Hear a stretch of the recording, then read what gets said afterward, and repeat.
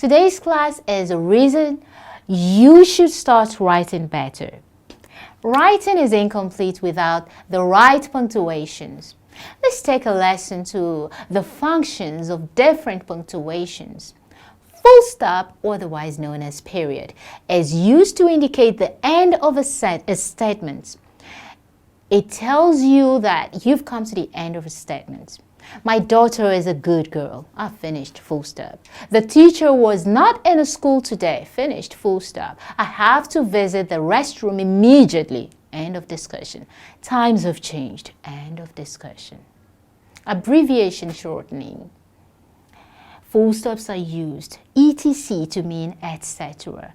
JR to mean junior. Okay, these are initials given.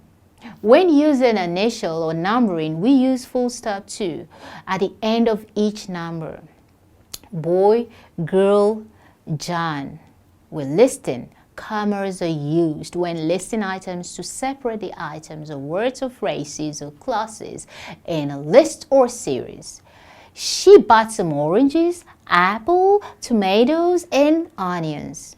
Dash. It is used to indicate a break in sense or a faltering speech. Example, if you tell a lie, I shall know it, Ngozi. So remember that before you speak. There was a dash somewhere. Remember, practice makes you good at it. Keep practicing. Apply your full stop, commas, and dash to sentences to make meaning.